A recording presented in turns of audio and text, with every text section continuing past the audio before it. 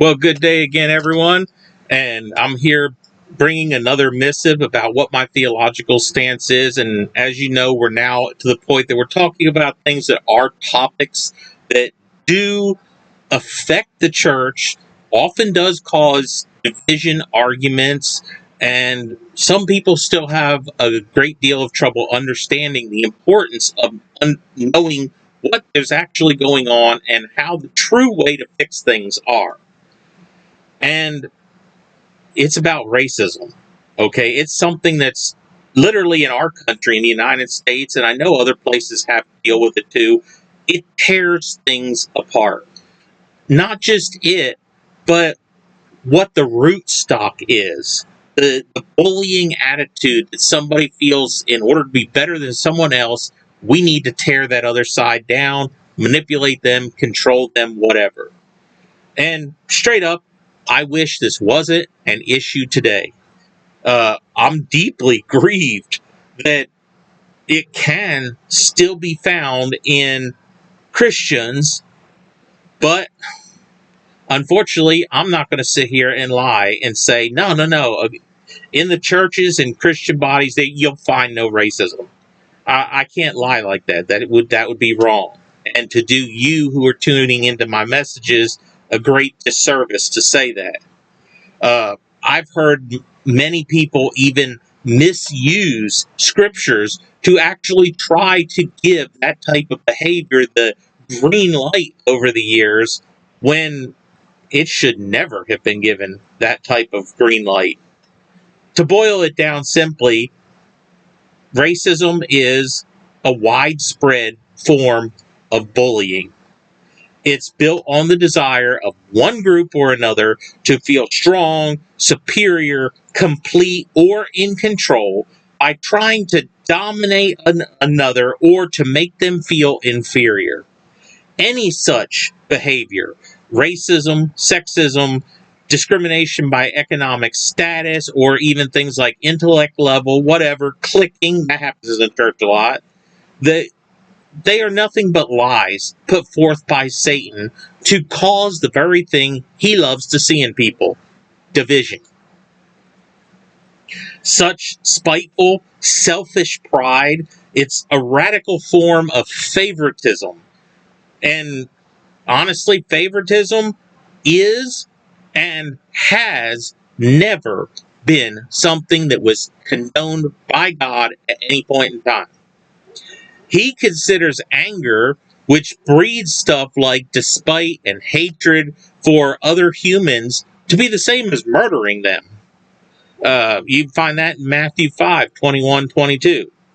In complete truth, there is no such thing, though, as racism as we tend to think of it. That which humanity likes to put that label on is actually a multi-headed invention of the devil to divide the human race. Just another one that he uses, a made-up fact, or in other words, a lie that consists of Satan's old lie that too many humans like to hear, that, well, you can't truly be successful unless you're number one or at least in the top winning bracket. So that automatically means if you buy into it, you can't be number one unless you make sure some other people done lost. Satan's suggestion also that to the entire human race, that say if one lacks the ability to be up among the best at any level, whether it's at school, on the playground, online, at work, maybe whether it's the blue collar arena, the white collar arenas, politics, that belittling or oppressing the other person, especially if the differences are from what those people accept as normal, can easily be spotted. That will make one better It'll make you more successful. It'll make you liked and or stronger because you put them down. You didn't allow them rights. You didn't allow them to speak. You didn't allow them to have a say. And that makes you Mr. or Mrs. Mighty.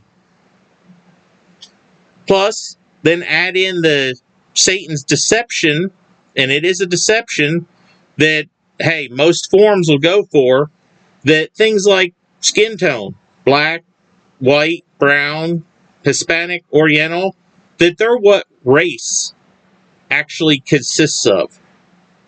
Then people who decide to take the bait and run with it. Those concepts are completely false. Honestly, whether you do believe in God or not, the words of the Holy Bible lets us know that there is but one race on this planet. That's the human race. That descended from the original couple, Adam and Eve, that God put upon this earth. You could see a good discussion on that put forth by the Apostle Paul when he was talking to the Greeks in Acts chapter 17, 24 through 27. The Lord, he had a purpose for making one race, not trying to make up 15, 20 different races. That was because what we were supposed to be created for. We were to love each other equally as we love ourselves, and to take joy in serving Him together with all these others. We were not made to be out there labeling or treating other people who are also His special creations as inferior, or even giving them so much credit we treat them superior simply because whatever reason we fabricate to do it. Such behavior is completely wrong in God's sight. You can go read in James chapter 2, verse 8 and 9 and see that. Even if people do cling to wrongs and evils, we don't hate them. We are called to love them while respectfully refusing to have anything to do with that wrong or to support such lifestyles, such behaviors, such choices.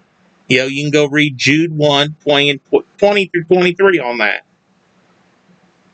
I realize that coming out claiming that human is the only race might trouble some.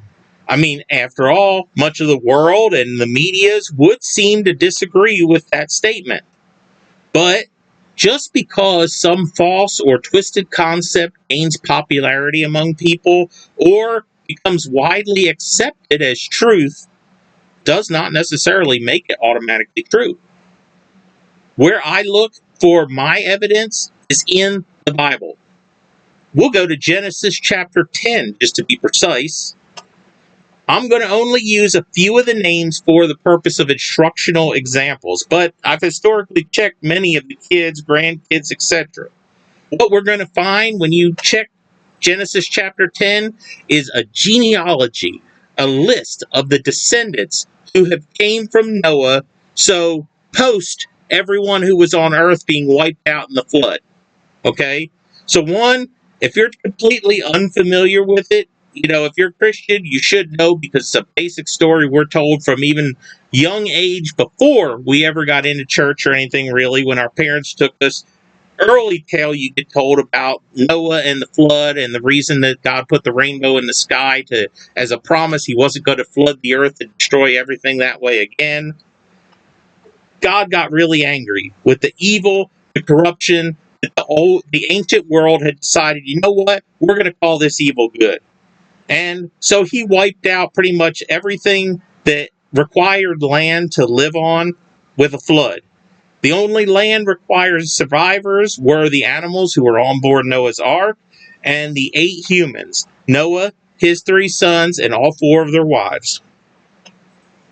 As beings do, though, the flood subsided. They resettled on dry land. And what happened? They settled, had houses, families, began to multiply, had kids, grandkids, even as it happens in this modern day. You could only fit so many folks into an area before they start looking for some elbow room to support the resources and the space that are going to be needed for the growing populations. That's just the way it works. Two, all throughout human history, people have demonstrated a tendency to name things. And the names that they choose for things are in a manner that marks their territory or honors some kind of special person in their memory or their life, such as Jamestown, Virginia. When it was settled, it was named after the settlers' king, James I. New York, it was named after the Duke of York. Even though it was controlled by somebody from Holland before, it was called New Amsterdam before the Duke of York conquered the area. You even find streets that do a similar thing. Perhaps a road that runs through a large parcel of farmland owned by several generations of the Johnson family, and the road bears a name like Johnson Lane. Or, hey, how many towns don't have an MLK Boulevard because of the difference of positive influence that the Reverend Dr. Martin Luther King caused? It's a common human practice that helped define whose was whose throughout all the centuries. And three, words and even ownership. They change with time. What area was one country's control? I mean, look at America. Shoot, we first had the 13 colonies that were settled by England. Eventually, as things happened, there was times where trading was done to buy land, other times of war. So certain amounts of land took over, and eventually it became what we know as the United States of America. It's happened in many other countries. Their borders, their shapes, what they were, changed over the course of history. This type of changes, when the names change a little from what they were in the past, it's called semantical change or linguistic drift. So you have to be able to see and research history to put some things together. As Noah's descendants began to spread out and find new places to go, the facts make it appear that his descendants acted pretty much the same as most any other human. Thus, we look at some of the names that begin to stand out in this genealogy. Okay, in Genesis 10, verses 2 through 5 speak on Noah's lineage, his chain, through his oldest son, Japheth. One of the names, Magog. This name is historically connected with the Cimmerians, an ancient people that lived around the Black Sea and in southern southwestern Russia, in and around the Caucasus mountain ranges. Some would eventually develop from the Cimmerians into a more northern group, into what's currently Russia, being their forefathers, and were known as the Cossacks. Gomer. This name, some surviving records indicate these descendants spread far north and from the Mideastern area where the ark landed, and were essentially the ultimate forefathers of what were the Germanic tribes and possibly even the Celts. Javan, that's a ancient name for southern Greece and the Grecian Isles, like Rhodes, Crete, and Cyprus. Also, by history, the large island of Cyprus, it also was known in ancient times as Kittim, which also appears as one of the great-grandsons' names. So, this particular branch of the family shows a northwesterly spread toward and into Europe and Western Asia, an area that many modern people might call the homelands of the white races. Incidentally, the term Caucasian that we often see on applications and forms that they say, hey, what's your race? Is used as a synonym for whites. And guess what? Its origin comes from the Caucasus Mountains. Genesis 10, verses 6 through 20. This section now looks at a different son. It looks at the descendants of Noah through his son Ham. And guess what? They chose a totally different direction to spread. One of them's name was Cush. Cush was an area in Eastern Africa, which was centered around the contemporary modern country of Ethiopia. But it also contains some of southern Egypt and Sudan as well. Put, also called Phut or even Punt over time, was a label for a country, a settled area in northern Africa, roughly around what we call today Libya and Algeria. Seba, also later known as Sheba, which, if you know anything about King Solomon, he had a run-in where he had chats with the Queen of Sheba. But this was located on the present-day Arabian Peninsula. So through this particular branch, we see a southward and southwestern spread into the areas that many might label the homelands for the black or brown races, including Africa itself. Then Genesis 10, the same group of people, this section covers the expansion and repopulation of the earth through his third son, Shem. Shem had a descendant called Elam. Elam was an early country that roughly is in the same day as present-day Iran. And there was Ashur.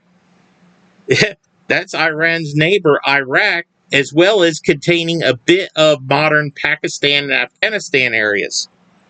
Then Arphaxad and Lud, these were areas in northern Mesopotamia towards the eastern side of it, all along the area just past the Caspian Sea, and would be where most of the southern stands that are along the southern border of the Russian territories. So you see this son's family showing a growing eastward spread, kind of moving in the direction of like what we would call the Oriental homelands. And if you add to that some of the Native American tales that their ancient ancestors came from that same Russian zone and were following game across either a land bridge or maybe an ice pack from Siberia. You can't say that couldn't happen because we actually have, and I think there's a show too, about ice road truckers that make that trip even now in the modern days on a solid enough ice pack to hold a semi as they drive from one country to the other.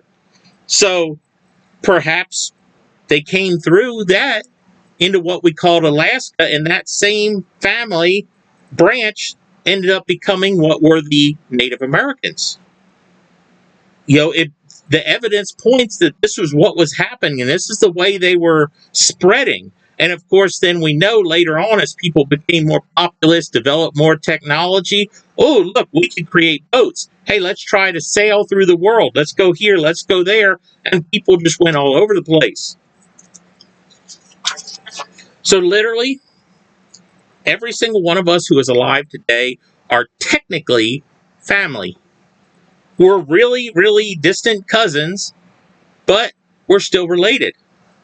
What society tends to deem as race, and many have chosen to use to cast blame or use as a cause for so many bad things, or even to prejudge, to assume all sorts of negative behaviors onto another human based off of nothing but, say, in the case of racism, skin color.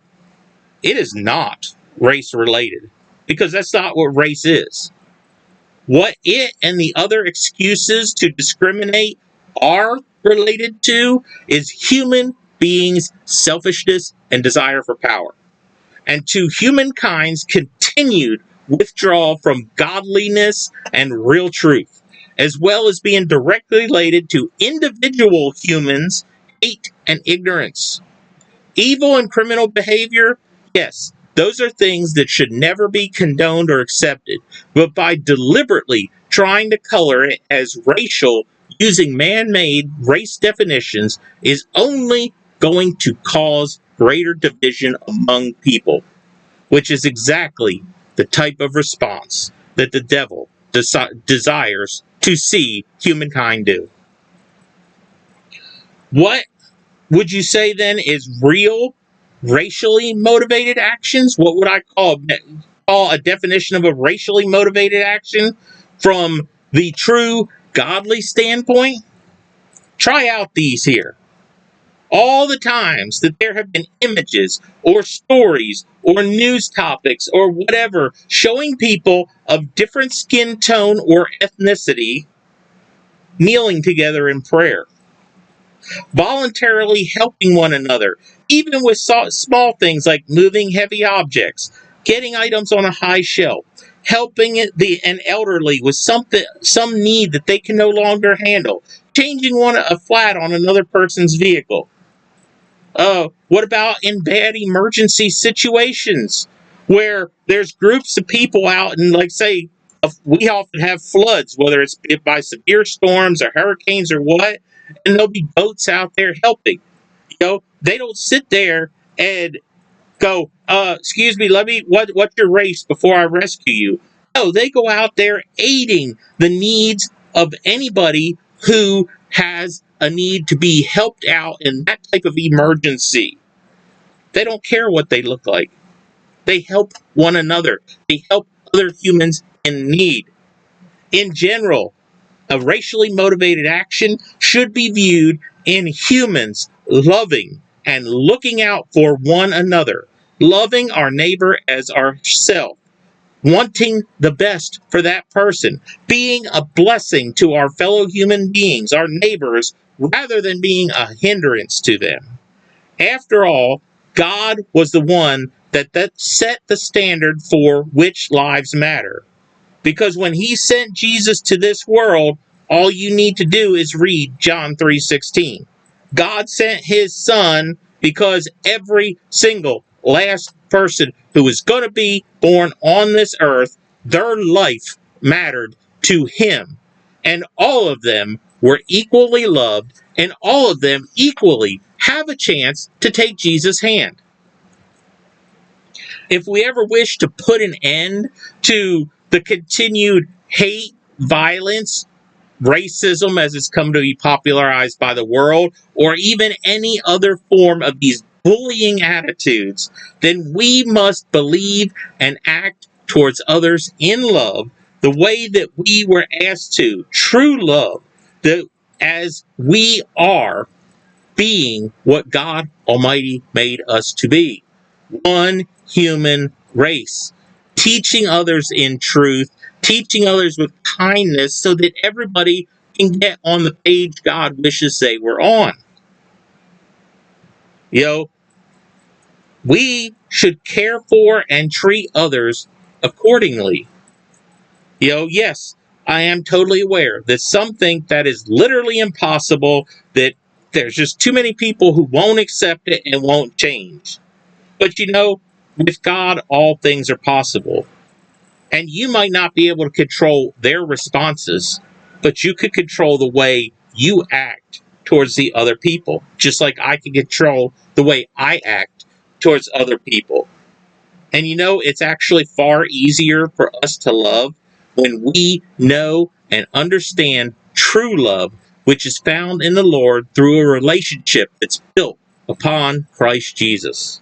That helps us to see through frustrations, aggravations, irritations to the heart of matters that we're dealing with, and allowing us, instead of contributing to the problem, to become an instrument of change to help solve it and teach others the way to live.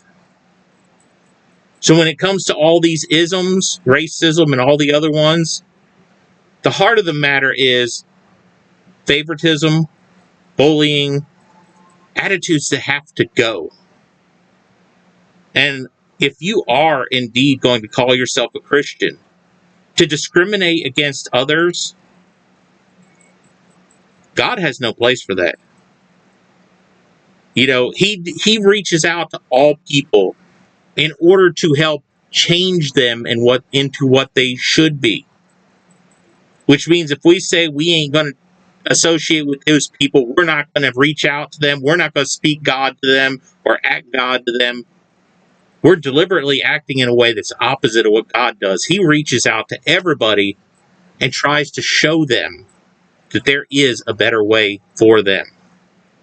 Helps them to come to him so that they may change into what they should be.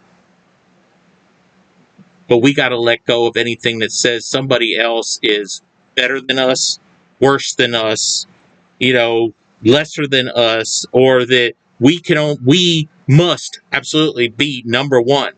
Yes, society pushes that. You don't want to get involved in something unless you've got to push to be number one. You don't require to be number one. Have a good time at what you're doing.